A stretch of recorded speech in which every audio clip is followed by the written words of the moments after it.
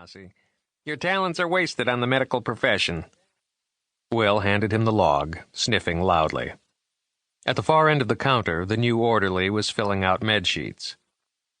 "Tell me about the early arrival," Fossey said, signing the log and passing it back, tucking the metal binder under his arm as he did so. Will shrugged. "A retiring type, not much for conversation." He shrugged again. "Not surprising, given his recent diet of Haldol." Fossey frowned and opened the binder again, this time scanning the admitting history. "My God, 100 milligrams in a 12-hour period." "Guess they love their meds at Albuquerque General," Will said. "Well, I'll write orders after the initial evaluation," Fossey said. "Meanwhile, no Haldol. I can't do an eval on an eggplant." "He's in 6, Will said. "I'll take you down." A sign over the inner door read, "Warning, elopement risk," in large red letters. The new orderly let them through, sucking air between his big front teeth. "You know my feelings about placing arrivals in involuntary before an admitting diagnosis is made," Fossey said as they started down the bleak hallway. "It can color a patient's entire perspective on the facility, set us back before we're even started." "Not my policy, Doc, sorry," Will replied, stopping beside a scarred black door. "Albuquerque was pretty specific on that point." He unlocked the door, pulled the heavy bolt back. "Want me inside?"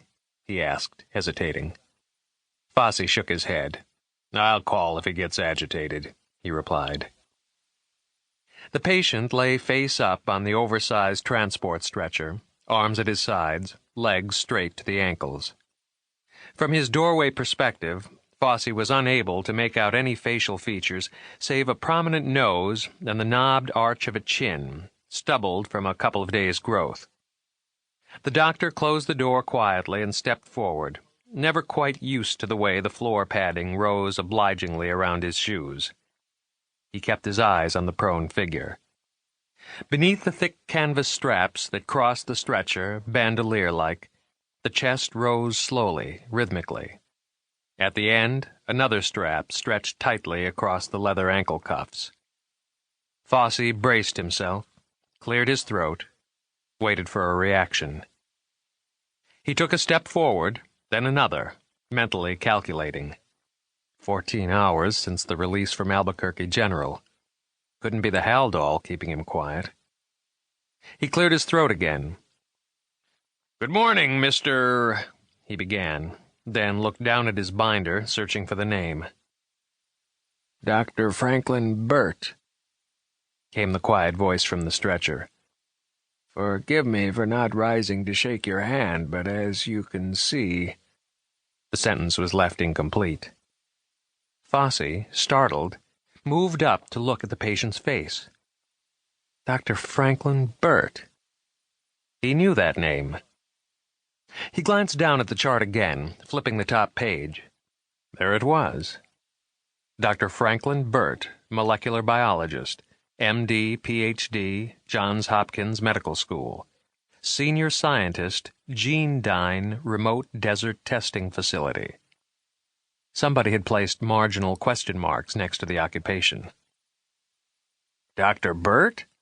Fossey said incredulously, looking again at the man's face. The gray eyes focused in surprise. "Do I know you?" The face was the same. A bit older, of course, more tanned than he remembered it, but still remarkably free of the gradual accretion of cares and worries that gravitate to the fronts of foreheads, the corners of eyes.